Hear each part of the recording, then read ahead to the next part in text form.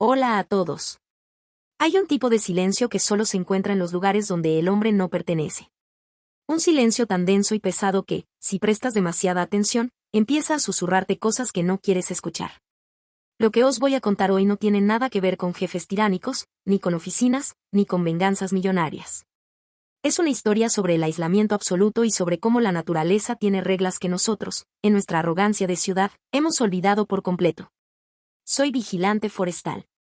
O al menos, lo era.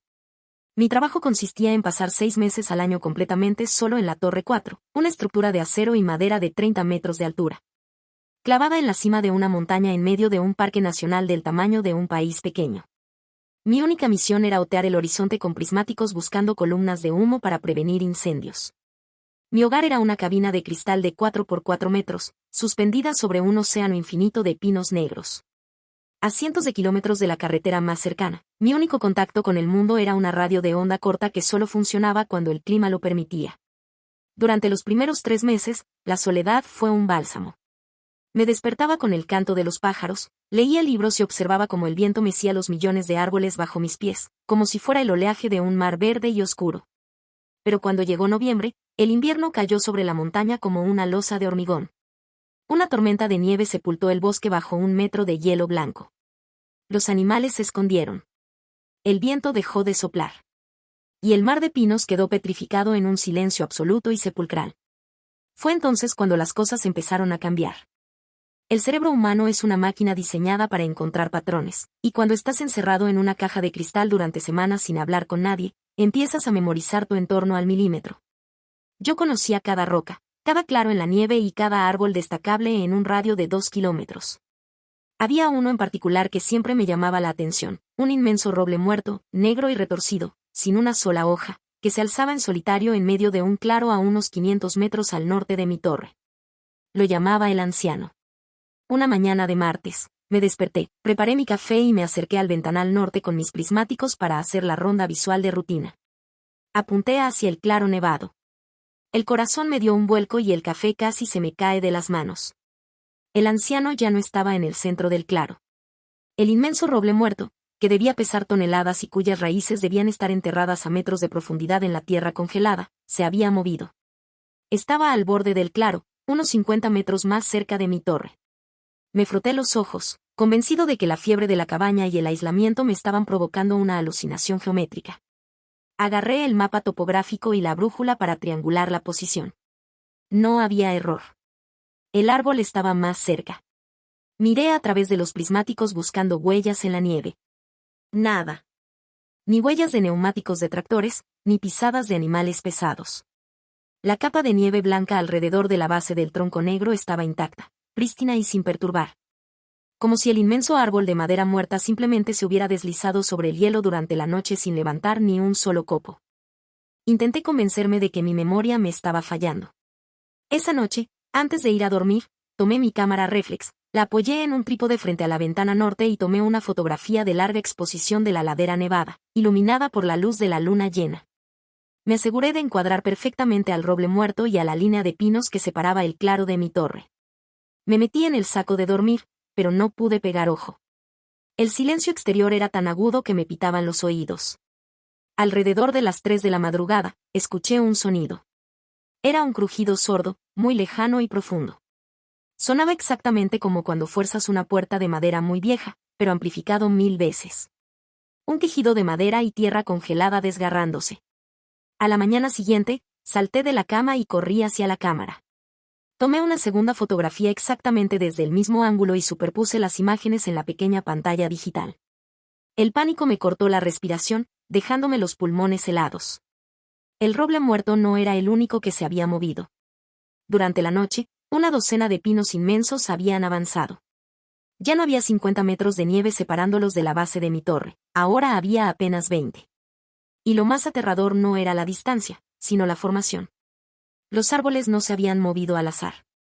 Estaban formando un círculo perfecto alrededor de la estructura de acero de mi torre. El bosque me estaba rodeando deliberadamente, cerrando cualquier posible ruta de escape hacia el sendero de la montaña. Y la nieve a sus pies seguía absolutamente intacta. Corrí hacia la radio de onda corta con las manos temblando de forma incontrolable. Base, aquí Torre 4. De emergencia. Solicito evacuación inmediata, grité por el micrófono, pulsando el botón de transmisión con fuerza. Solo obtuve estática blanca y el siseo del canal vacío. La antena exterior estaba bloqueada por el hielo, o algo peor. Estaba completamente incomunicado. Miré por el ventanal. El cielo se había vuelto de un color gris plomo y una nueva ventisca empezaba a aullar, levantando remolinos de nieve que reducían la visibilidad a unos pocos metros. Esa tarde, el terror me consumió. Me encerré en la cabina, eché los pestillos de la trampilla de acceso y encendí todas las luces de la torre, como si la electricidad pudiera protegerme de un ecosistema que había cobrado vida. Al caer la noche, la ventisca se convirtió en un muro blanco impenetrable. Y entonces, los ruidos comenzaron. Ya no eran crujidos lejanos.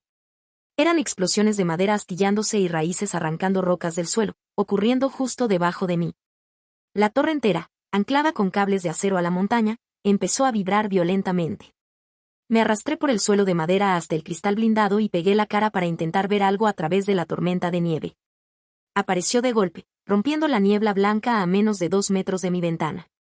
El anciano. El inmenso roble negro estaba flotando en la tormenta, suspendido sin raíces visibles, elevándose hasta los 30 metros de altura de mi cabina.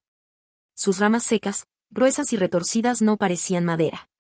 Parecían dedos nudosos y huesudos de una mano gigante. Una de esas ramas inmensas golpeó el cristal reforzado de mi ventana con una fuerza brutal. ¡Crash! El vidrio crujió, formando una telaraña de grietas. No era un árbol cayendo por el viento. Estaba golpeando deliberadamente. Quería entrar.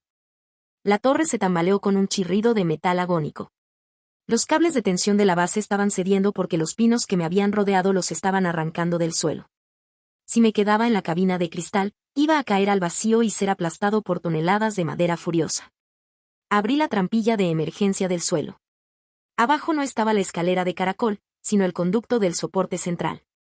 Me deslicé por el tubo de metal a oscuras, cayendo a toda velocidad hacia la base de hormigón que funcionaba como búnker de suministros invernales. Me encerré en el búnker subterráneo, una caja de cemento de 2 por 2 metros bajo la tierra congelada. Apagué mi linterna y me abracé a las rodillas en la oscuridad total. Arriba, el infierno se desató. Escuché el aterrador estruendo del acero doblándose, el crujido del cristal estallando y el golpe sísmico de la cabina de la torre colapsando contra la montaña. Pero lo que me mantuvo despierto llorando toda la noche no fue el ruido del colapso. Fue el sonido de cientos de raíces inmensas arañando el techo de hormigón de mi búnker, buscando una grieta para entrar, escarbando como gusanos ciegos y furiosos. Pasé 3 días enterrado vivo, sin luz y racionando una botella de agua, hasta que el equipo de rescate en helicóptero logró llegar tras la tormenta. Tuvieron que usar sierras eléctricas industriales durante horas para sacarme. Cuando por fin vi la luz del sol, casi pierdo la razón. Mi torre de 30 metros estaba completamente destrozada en el suelo. Pero no había sido derribada por el viento. Estaba literalmente envuelta y aplastada por decenas de árboles inmensos que se habían caído sobre ella, tejiendo un nudo imposible de madera y raíces sobre el metal.